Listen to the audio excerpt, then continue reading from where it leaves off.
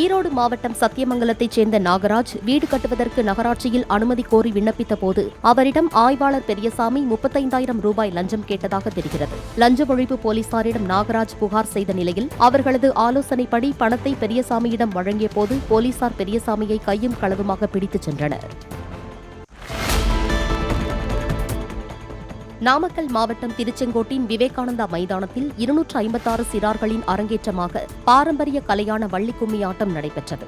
வள்ளிக்கும்மி ஆட்டத்தை மீட்டெடுக்கும் முயற்சியாக இதுபோன்ற 47 அரங்கேற்ற நிகழ்ச்சிகள் நடைபெற்றுள்ளதாகவும் 6000த்திற்கும் மேற்பட்டவர்கள் தற்போது இந்த ஆட்டத்தில் முழு பயிற்சி பெற்றுள்ளதாகவும் நிகழ்ச்சி ஒருங்கிணைப்பாளர்கள் தெரிவித்தனர்.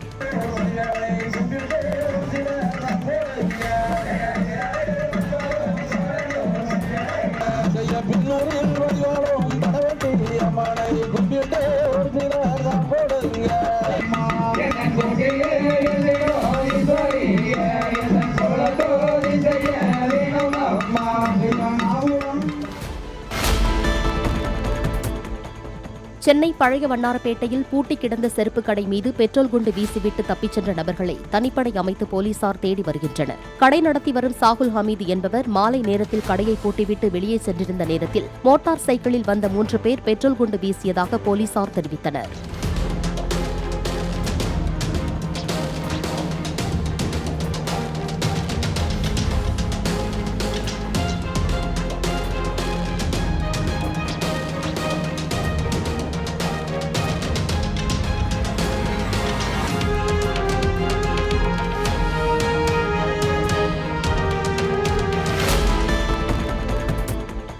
புதுச்சேரியில் கொலை வழக்கில் சிறையில் இருப்பவரின் வீட்டில் பெட்ரோல் குண்டு வீசிய வழக்கில் 2 பேர் கைது செய்யப்பட்டனர். உருளையன்பேட்டை பகுதியைச் சேர்ந்த ருத்ரேஷ் கொலை செய்யப்பட்ட வழக்கில் எழில் என்பவர் கைது செய்யப்பட்டு சிறையில் அடைக்கப்பட்டுள்ளார்.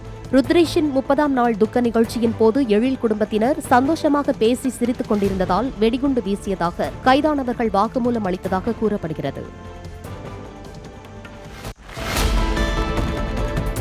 சென்னை ஆழ்வார்பேட்டையில் சீல் வைக்கப்பட்ட செக்மண்ட் மதுபான பாரில் வெளிநாட்டு மதுபாட்டில்களை திருடிய நபர் கைது செய்யப்பட்டார். சீல் வைக்கப்பட்ட பாருக்கு அருகிலுள்ள உணவகம் இயங்கி வந்த நிலையில் பாருக்குள் நுழைந்து 2 பேர் திருடுவதைக் கண்ட உணவக ஊழியர்கள் அவர்களில் ஒருவரை பிடித்து போலீசில் ஒப்படைத்தனர்.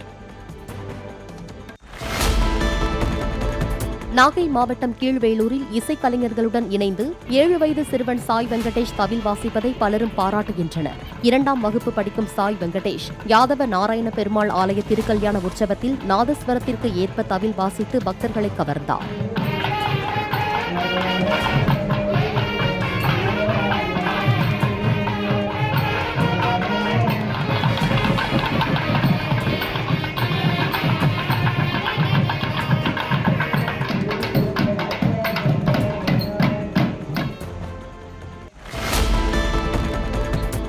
தூத்துக்குடி மாவட்டம் கோவில்பட்டியில் நடைபெறும் அகில இந்திய ஹாக்கி போட்டியில் கோவில்பட்டி அணி காலிறுதிக்கு தகுதி பெற்றது. லீக் போட்டிகள் அனைத்தும் முடிவடைந்த நிலையில் காலிறுதிப் போட்டிகள் இன்று நடைபெறவுள்ளன. நாகை மாவட்டம் திருக்குவளையை அடுத்த கோவில்பத்து கண்ணாம்பாள் மாரியம்மன் கோயிலில் நடைபெற்ற 108 குத்துவிளக்கு பூஜையில் திரளான பக்தர்கள் பங்கேற்றனர். கடந்த 26ஆம் தேதி காப்பு கட்டுதல் நிகழ்ச்சியுடன் துவங்கிய வைகாசி திருவிழாவின் முக்கிய நிகழ்வில் குத்துவிளக்கை வஸ்திரம் மற்றும் மலர்களால் அலங்கரித்து அர்ச்சனை செய்து பெண்கள் வழிபட்டனர்.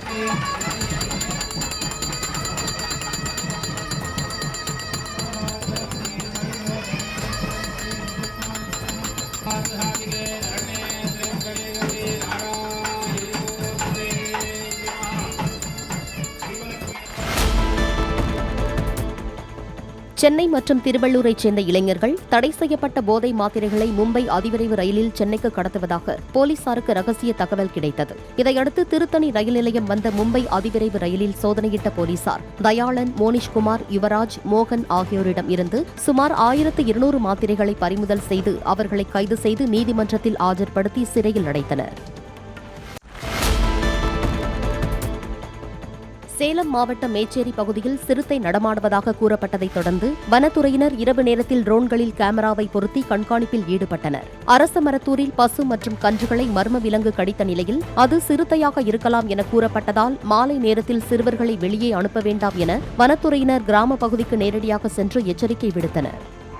பொதுமக்களுக்கு வனத்துறையின் முக்கிய அறிவிப்பு: ஊர் சுற்றுவட்டார பகுதிகளில் மர்ம விலங்கு நடமாட்டம் இருப்பதாக பொதுமக்களிடையே அச்சம் நிலவுகிறது. 10 வயதுக்கு உட்பட்ட குழந்தைகளை வெளியே அனுப்ப வேண்டாம். குறிப்பாக மாலை 4 மணிக்கு மேல் விளையாடவோ கடைகளுக்கோ வெளியே தனியாக அனுப்பவே வேண்டாம்.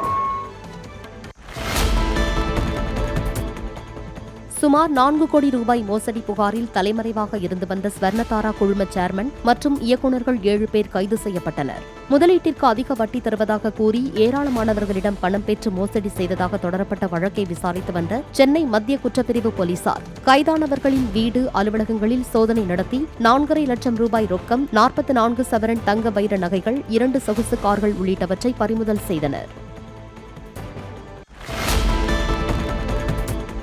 ஈரோடு அரசு தலைமை மருத்துவமனையில் ஸ்ட்ரெச்சர் வழங்காததால் காலில் அடிபட்ட தனது தாயை பெண் ஒருவர் தூக்கிச் சென்ற விவகாரத்தில் தவறு செய்தவர்கள் மீது துறை ரீதியான நடவடிக்கை எடுக்கப்படும் என்று மாவட்ட சுகாதாரத்துறை இணை இயக்குநர் அம்பிகா தெரிவித்தார்.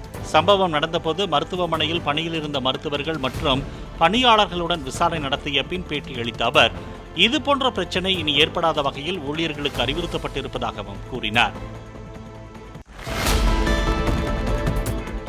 ஈரோடு அருகே சாணார்பாளையத்தில் வீடு ஒன்றில் பதுக்கி வைக்கப்பட்டிருந்த 45 லட்சம் ரூபாய் மதிப்பிலான 150 கிலோ கஞ்சாவை போலீசார் பறிமுதல் செய்து 3 இளைஞர்களை கைது செய்தனர். சந்தேகத்துக்கு இடமான பலர் அந்த வீட்டுக்கு வந்து செல்வதாக அப்பகுதி மக்கள் புகார் அளித்ததன் பேரில் சோதனை நடத்தியதாக போலீசார் தெரிவித்தனர்.